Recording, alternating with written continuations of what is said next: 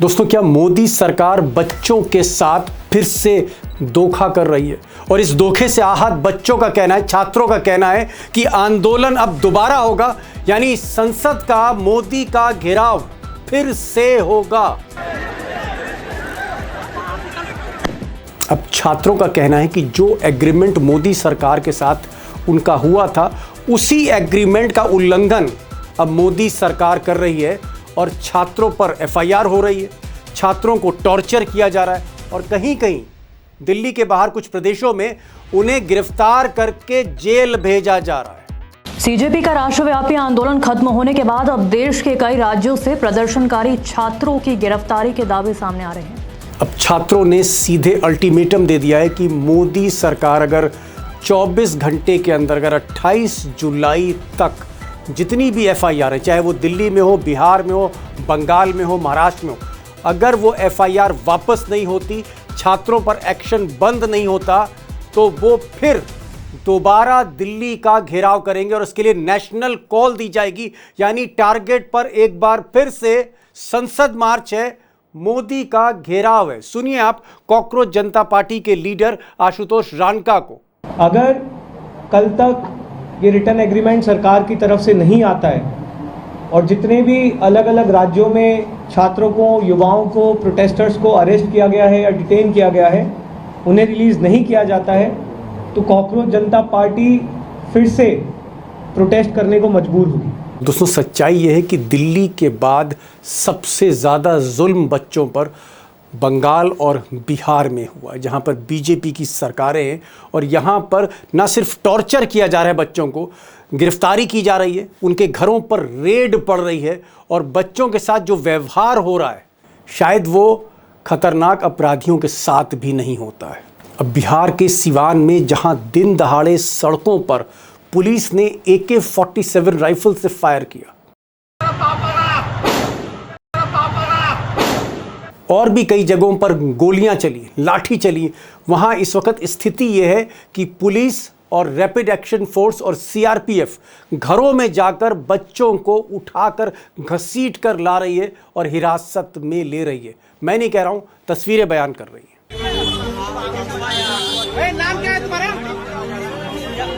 अब पुलिस के जुल्म के बारे में कॉकरोच जनता पार्टी की तरफ से कहा गया है कि बिहार में 144 बच्चों पर एफआईआर, नेम्ड एफआईआर हुई है, नामजद एफआईआर हुई है और तकरीबन 5,000 पर अज्ञात एफआईआर हुई है। जो एफआईआर हमारे पास कॉपी आई है उसमें 144 लोग नेम्ड लोग हैं एंड 5,000 उन्होंने अननेम्ड लोग डाले हुए हैं। उसके अलावा उन्होंने पूरा जो है वहाँ पे 86 लोगों को अभी तक अरेस्ट कर लिया है, बाकी लोग भी वो ढूंढ रहे हैं अरेस्ट करने के लिए। अब विपक्ष का आरोप है कि अमित शाह, गृह मंत्री अमित शाह के जो दो चेले हैं और दोनों ही मुख्यमंत्री हैं, बंगाल के मुख्यमंत्री शुवेंदु अधिकारी और बिहार के मुख्यमंत्री सम्राट चौधरी, ये जो दो आप कह सकते हैं बीजेपी के पोस्टर बॉय हैं, ये जानबूझकर 20 जुलाई में जिस तरह से मोदी का घेराव हुआ, शाह का घेराव हुआ, ये 20 जुलाई का बदला अभी भी छात्रों से ले रहे हैं। ये विपक्ष का कहना आरोप है और मेरा तो ये मानना है कि जिस तरह से जुल्म ना सिर्फ छात्रों पर, बच्चियों पर हो रहे हैं, अभी भी पटना से खबर आ रही है, कलकत्ता से खबर आ रही है, बल्कि पटना में तो बाकायदा इसके साक्ष्य भी दिए गए कि बच्चों के घरों पर, जो बच्चियां हैं उनके घरों पर रात के 2 बजे, 1:30 बजे दरवाज़ा खटखटा के पुलिस घुस रही है, पैरामिलिट्री घुस रही है, माँ बाप परेशान हैं और चीख पुकार के बीच में उनकी पिटाई हो रही है, उनको घसीटा जा रहा है बच्चियों के साथ। आप लड़कों की तो बात ही ना करिए। और इसकी तस्दीक कर रही हैं पटना कांग्रेस की ये जो युवा नेता, इनको जरा सुनिए एक बार। हमारी महिला साथी जो कि एनएसवाई के उपाध्यक्ष है, उनके यहाँ पुलिस रात के 2 बजे पहुंच जाती है और 10-15 पुलिस वाले पहुंचते हैं, पहुंच के उनके घर की तलाशी लेते हैं, उनका फोन चेक किया जाता है। जिनके पेरेंट्स को नहीं पता है कि उनके बच्चे कहाँ हैं, किस जेल में है, किस व्यवस्था में है, किस हालात में है और वो कहाँ पे हैं। अब दरअसल छात्र इसलिए भड़के हुए हैं, सरकार पर भड़के हैं, मोदी जी पे भड़के, क्योंकि उनका कहना है कि जब 25 जुलाई को कॉन्स्टिट्यूशन क्लब में जब मीटिंग हो रही थी, फाइनल मीटिंग हो रही थी, एक तरफ सीजेपी यानी कॉकरोच जनता पार्टी की तरफ से सौरभ दास और आशुतोष बैठे थे, रानका बैठे थे। मोदी सरकार का प्रतिनिधित्व नड्डा और जितेंद्र सिंह जो प्राइम मिनिस्टर ऑफिस के राज्य मंत्री वो कर रहे थे। वहाँ पर एक एग्रीमेंट होता है और उस एग्रीमेंट में नड्डा कहते हैं कि अब कोई भी एफआईआर दर्ज नहीं होगी, कोई फ्रेश एफआईआर नहीं होगी। जो एफआईआर हो गई है उसे वापस लिया जाएगा, कोई एक्शन नहीं होगा, यानी किसी भी छात्र को छात्रा को टॉर्चर नहीं किया जाएगा, उनको घर से उठाया नहीं जाएगा, हिरासत में नहीं लिया जाएगा, जेल में नहीं डाला जाएगा। लेकिन जो एग्रीमेंट किया मिस्टर नड्डा ने मोदी के बिहाफ पर, उस एग्रीमेंट का सीधे सीधे उल्लंघन हो रहा है, ब्रीच ऑफ ट्रस्ट है। और सबसे बड़ी बात है कि जो सारा एग्रीमेंट हुआ ये नड्डा ने खुद प्रेस कॉन्फ्रेंस में कैमरे के सामने बोला है कि कोई भी एक्शन एफआईआर न हो, और अगर है तो वो विड्रॉ हो, वो चाहे दिल्ली पुलिस के द्वारा हुआ हो, चाहे वो बीजेपी रूल स्टेट्स में कहीं हुआ हो, तो वो एफआईआर की कॉपी भी इनको हम देंगे और उसको विड्रॉ करने की बात कोई भी एक्शन नहीं होगा। इस बात को सरकार ने स्वीकारा है जो प्रोटेस्टर्स के साथ प्रोटेस्ट के दौरान हुआ है। उसी तरीके से फ्यूचर में भी जो ऑर्गेनाइजर्स हैं, प्रोटेस्टर्स हैं, उनका इस एक्टिविटी के लिए कोई भी उन पर आगे केस नहीं होगा। इस बात को हम लोगों ने माना है। दोस्तों, जो बड़ा सवाल है वो ये कि क्या नरेंद्र मोदी एग्रीमेंट करने के बाद अपने वादे से मुकर रहे हैं, और क्या धर्मेंद्र प्रधान का जो इस्तीफा हुआ था उसका मकसद सिर्फ इतना था कि किसी तरह से जंतर मंतर से आंदोलन खत्म हो जाए, छात्र यहां से उठ जाएं, मुंबई में घर वापस चले जाएं, पुणे में, नागपुर में, हैदराबाद में, बेंगलोर में, लखनऊ में, इलाहाबाद में, पटना में, कलकत्ता में, ये छात्र वापस चले जाएं, आंदोलन थम जाए, बस यही मकसद था। जो करार हुआ है उस पर अमल नहीं करना है, सिर्फ और सिर्फ छल है, और इस छल का बदला लेने के लिए छात्र एक बार फिर से तैयार हैं, फिर से जोश में है। और मुझे तो लगता है कि अगर दोबारा कॉल हुई तो 20 जुलाई को तो वो पहला अटेम्प्ट था, एक ट्रेलर था। अगर अब छात्र दिल्ली कूच कर गए तब 1-2 लाख नहीं होंगे दोस्तों, 1-2 लाख नहीं होंगे, ये संख्या 10 गुना ज़्यादा हो सकती है और कुछ भी फिर हो सकता है। बहरहाल क्या होने जा रहा है, एक चीज़ तो मुझे लग रही है कि अगर 24 घंटे के अंदर एग्रीमेंट पर वापस नहीं लौटे मोदी जी, एफआईआर्स वापस नहीं हुई, सारा एक्शन जो है रोका नहीं गया, छात्रों को हिरासत से रिहा नहीं किया गया, तो फिर एक चीज़ क्लियर है कि बहुत ज़बरदस्त टकराव होने वाला है जेन-ज़ी और मोदी के बीच में, मोदी सरकार के बीच में। अब आप कह सकते हैं कि ये निर्णायक स्थिति में ये जो टकराव है ये बढ़ता जा रहा है। सवाल ये है कि सरकार अगर अपने एग्रीमेंट से पीछे हटती है तो क्या सुप्रीम कोर्ट को इंटरवीन करना पड़ेगा, या इंटरवीन फिर कौन करेगा, कौन दखल देगा, या छात्र ही एक बार फिर से मोदी को समझाएंगे। अब दोस्तों ऐसा लगता है कि ये पूरा का पूरा मामला एक बड़े टकराव की तरफ बढ़ रहा है, जहाँ एक तरफ जेन-ज़ी है और दूसरी तरफ मिस्टर मोदी। आगे क्या होने जा रहा है, 2 खास मेहमान हैं, एक लीगल एक्सपर्ट हैं और एक तरफ जेन-ज़ी पर नज़र रखने वाले प्रोफेसर स्वामी हैं, और सुप्रीम कोर्ट के कई बार बार एसोसिएशन के सेक्रेटरी रहे, लीगल मैटर्स में आप कह सकते हैं बहुत ही अनुभवी अशोक अरोड़ा हैं। मेरा सिर्फ ये कहना था प्रोफेसर साहब कि जब नड्डा ने एक रिटन एग्रीमेंट किया और उसके बाद वो कैमरे पर आए और कैमरे पर उन्होंने कहा कि कोई भी एफआईआर आज, इससे पहले या बाद में, यानी 25 जुलाई से पहले और 25 जुलाई के बाद जो छात्रों का मूवमेंट है सीजीपी से रिलेटेड, उसमें कोई एफआईआर नहीं होगी, स्पष्ट उन्होंने कहा। और अगर होती है तो हम एफआईआर उसमें वापस लेंगे और कोई एक्शन नहीं होगा। लेकिन हम देख रहे हैं कि AK-47 चल रही है, सिवान में AK-47 राइफल से फायरिंग हो रही है, 20 सड़क में पुलिस कर रही है, 3 छात्रों को गोली लगी है, लाठी चल रही है, वाटर कैनन चल रहा है, 144 बच्चों के खिलाफ नेम्ड एफआईआर है, उनके पुलिस घर जाके खटखटा रही है रात में 2 बजे 1 बजे। पटना में एक बच्ची है जो कांग्रेस से जुड़ी हुई है, यूथ कांग्रेस से, NSUI से, रात में 2 बजे उसके यहाँ छापा पड़ता है एक बच्ची के यहाँ, जबकि कानून कुछ और कहता है देश का। क्या आपको लगता नहीं है कि अगर 5-5 हजार बच्चे बिहार में या पश्चिम बंगाल में सैकड़ों बच्चे उनका पुलिस दमन कर रही है, दिल्ली में भी यही चीज हो रही है, क्या ये वादा खिलाफी नहीं है? क्या ये एक तरह का जो ट्रस्ट है सरकार और छात्रों के बीच में जो समझौता हुआ था उसका ये ब्रीच ऑफ ट्रस्ट नहीं है मोदी सरकार कर रही है? दीपक जी, अगर ये बात जेनजी कहता है या जेन अल्फा कहता तो मुझे लगता है बच्चे हैं ऐसी बातें कर रहे हैं।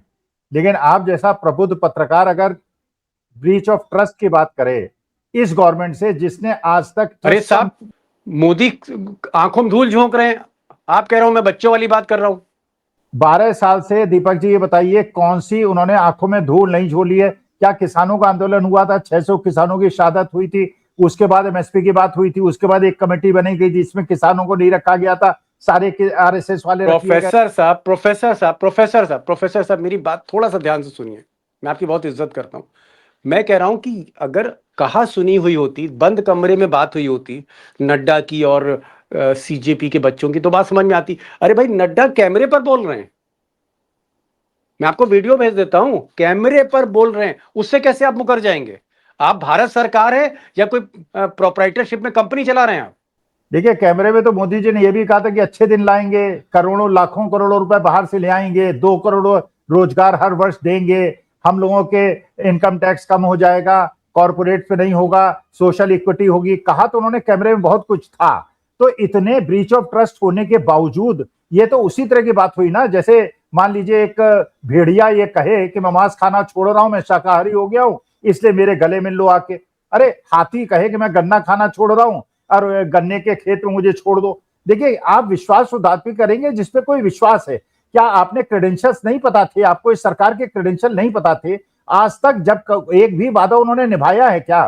तो ये बच्चे थे, बच्चे तो चलिए ऐसी बातें करें। अब वो कपिल सिब्बल क्या पहुंचना पड़ा उन्हें, कपिल सिब्बल क्या जाना पड़ा, वहां जाके प्रेस कॉन्फ्रेंस करनी पड़ी। अरे तो सिब्बल साहब क्या नहीं जाते तो कहां जाते? बच्चे हैं बेचारे।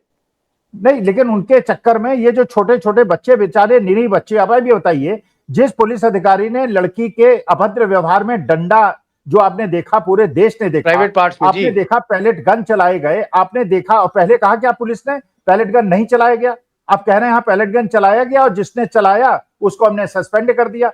AK-47 चला, दिख रहा है कि 47 लेके, हमने उसको सब सस्पेंड कर दिया। तो झूठ बोलते हैं, तो इन पे ब्रीच ऑफ ट्रस्ट। अरे ये ट्रस्ट के लायक ही नहीं है। ये सरकार जब तक रहेगी तब तक कोई भी समुदाय, समाज, और ये बच्चे थे इसलिए बच्चे धोखा खा गए। अगर ये बच्चों के साथ परिपक्व लोग होते, राजनीतिक लोग होते, देखिए पहलवान से अखाड़े के पहलवान से अखाड़े का पहलवान ही लड़ सकता है। अखाड़े के पहलवान से कोई बच्चा सोचे कि मैं जाके लड़ लूंगा, उसके दांव पेच इन लोगों को नहीं पता थे। अगर ये ले गए होते अभिषेक मनु सिंघवी साहब को या अरोड़ा साहब को या कपिल सिब्बल साहब को, ये धोखा न होता। चलिए, अरोड़ा साहब होते तो धोखा ना होता। अरोड़ा साहब, आज बहुत सीरियस नोट पे बात कर रहा हूं मैं आपसे। मैं एक लीगल पोजीशन जानना चाह रहा हूं। मान लीजिए गवर्नमेंट ऑफ इंडिया, हम मोदी की अभी बात ना करें, हम नड्डा की बात ना करें, हम गवर्नमेंट ऑफ इंडिया की बात कर रहे हैं। गवर्नमेंट ऑफ इंडिया ने एक अंडरटेकिंग दी। मान लीजिए आप सॉलिसिटर जनरल हैं, भारत सरकार के आप वकील हैं, और भारत सरकार ने एक एग्रीमेंट किया कि कोई FIR बच्चों पे नहीं होगी। FIR हो गई बिहार में, आपकी सरकार है, आप वहां के चीफ सेक्रेटरी को या वहां के सरकारी वकील को कोई इंस्ट्रक्शन देंगे ना? आप क्या इंस्ट्रक्शन देते? मैं इंस्ट्रक्शन देता, ये सारे अफसरों को सस्पेंड करो, इन बच्चों को रिलीज करो, सस्पेंड भी करो। मैं यही तो कह रहा हूं, इन बच्चों को पता नहीं है। प्रोफेसर स्वामी ठीक कह रहे हैं, इन बच्चों को पता भी नहीं है और किसी से पूछते भी नहीं है। This was a ground to suspend all those stupid officers. वो अपनी जो शपथ ली है, मैं हमेशा कहता हूं, जो शपथ आप लेते हो संविधान की, वो अपनी माँ की शपथ लेते हो। संविधान हम सबकी माँ है। जिस पुलिस ऑफिसर ने शपथ ली है संविधान की, अपनी माँ की, उसने अपने माँ पे थूका है। मैं कहता सबसे पहले इसको सस्पेंड करो। दिल्ली में भी इनकी डिमांड ये होनी चाहिए थी, जिन्होंने डंडे मारे उनको सस्पेंड करो। हम पे जो एक्शन है हम देख लेंगे कोर्ट में, कोई कोर्ट इन पे, बच्चों पे कौन सा केस बनता है? कोई केस नहीं बनता है। सारे जो प्रोफेसर, सारे तो वीडियो कैमरा में सब कुछ एविडेंस है, वहां पे सारा एविडेंस सामने है। तो हो क्या रहा है? मेरा कातिल ही मेरा मुंसिफ है, क्या मेरे हक में फैसला देगा? अच्छा चलिए, मान लीजिए आप सुप्रीम कोर्ट के चीफ जस्टिस होते, आप हो भी सकते थे, कोई ताज्जुब नहीं था, कई चीफ जस्टिस आपसे जूनियर है।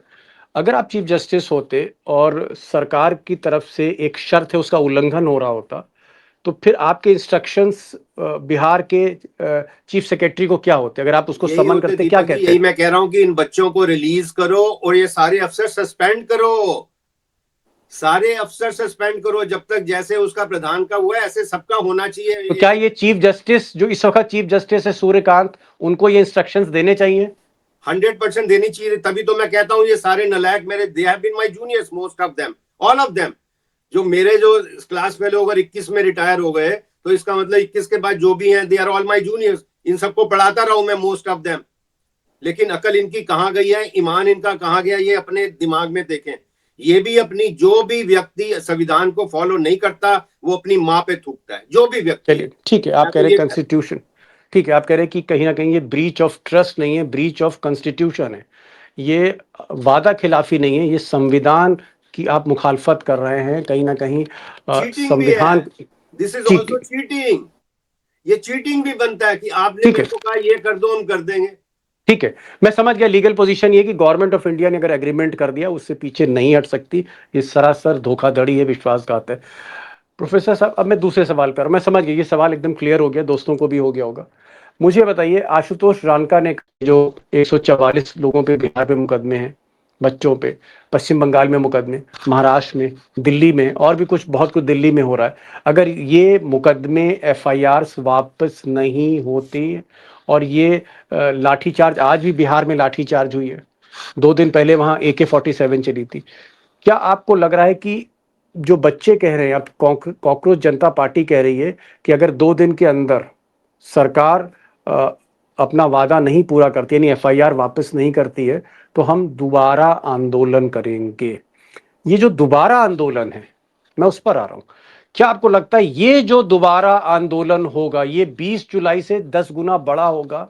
और क्या आपको लगता है कि अब छात्रों को, जेनजी पूरी तरह से कॉन्फिडेंस में है, और जेनजी से अगर सुलह करनी है मोदी जी तो ईमानदारी से सुलह करें, वरना जेनजी बिगड़ा तो फिर बहुत कुछ बिगड़ेगा?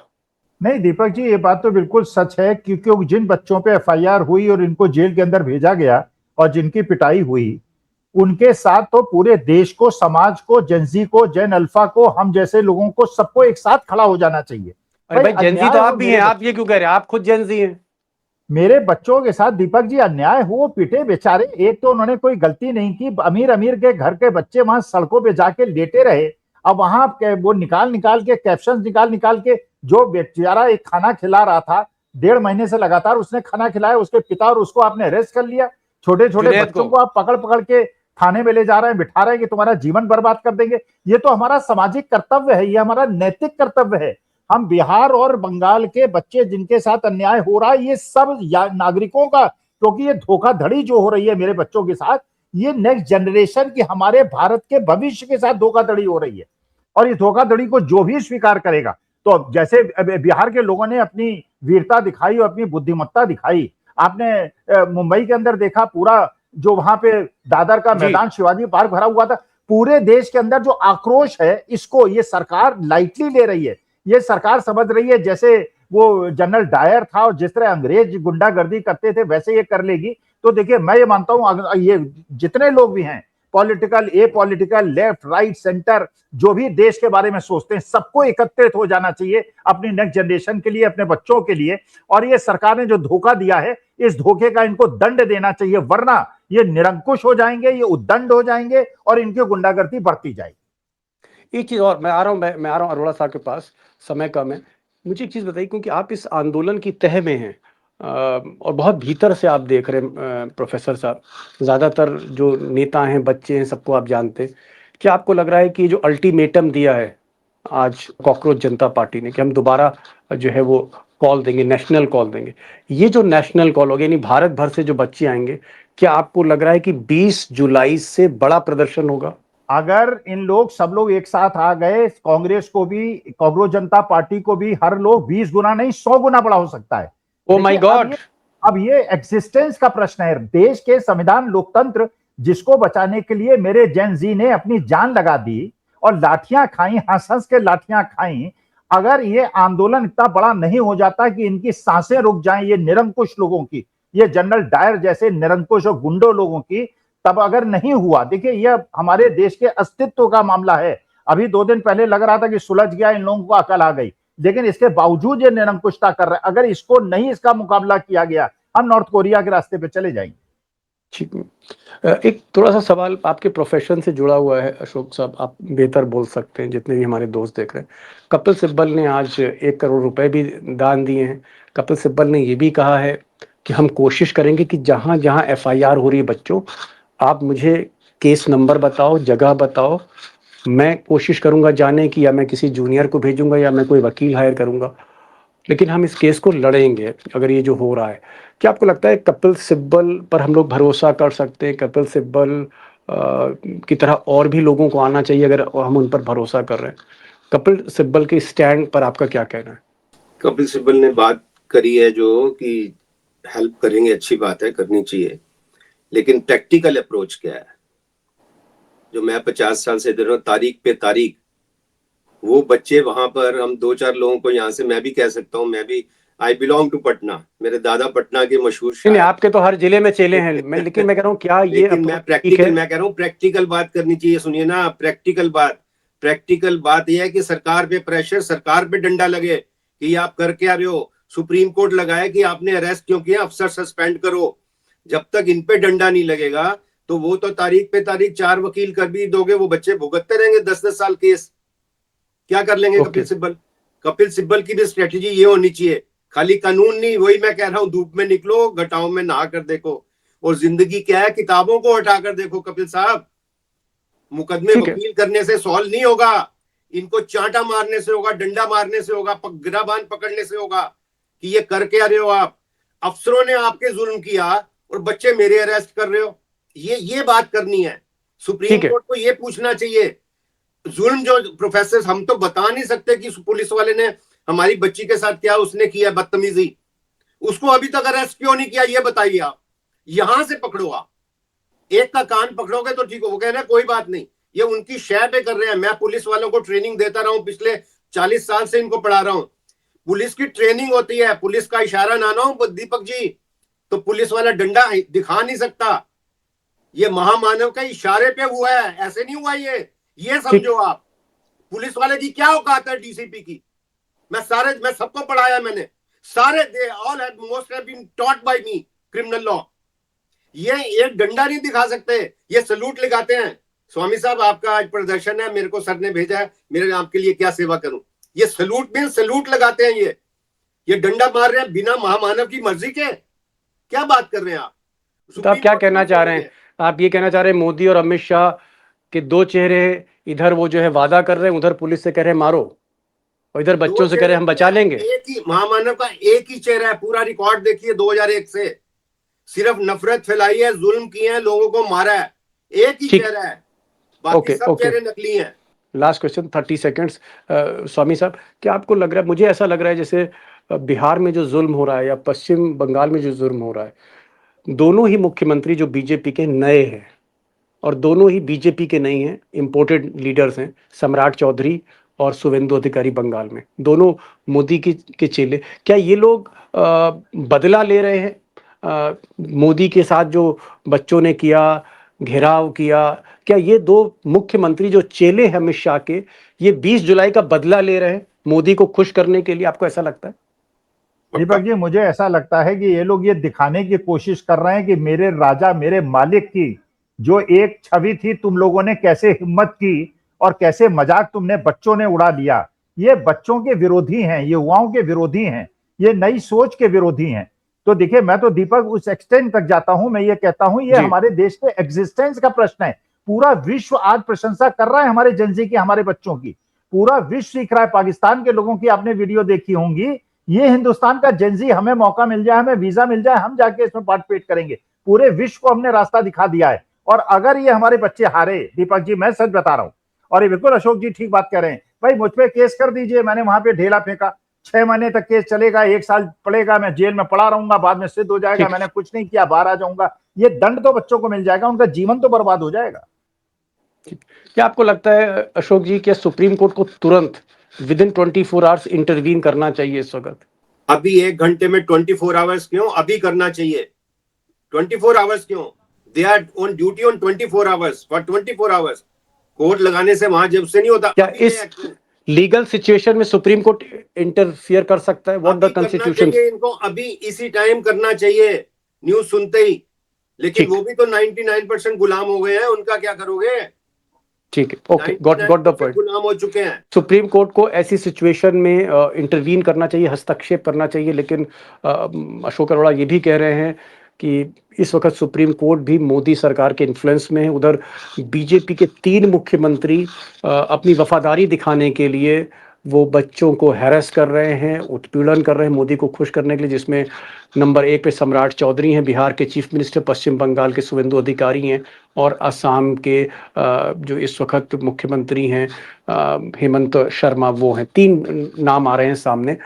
बहरहाल जो सबसे बड़ी बात प्रोफेसर साहब ने कही कि अगर अगले 48 घंटे में ये डेडलॉक नहीं टूटता है, सरकार अपने वादे से मुकरती है, तो कॉकरोच जनता पार्टी ने एक नेशनल कॉल देने की बात की है। और अगर दोबारा 20 जुलाई जैसा आंदोलन होता है तो फिर कुछ भी हो सकता है। एनीथिंग कैन हैपन, ये मोदी को समझना होगा। थैंक यू भाई अशोक अरोड़ा साहब, thank you for coming and joining this program on such a short notice. Professor साहब आपके बहुत बहुत शुक्रिया। Thank you so much both of you.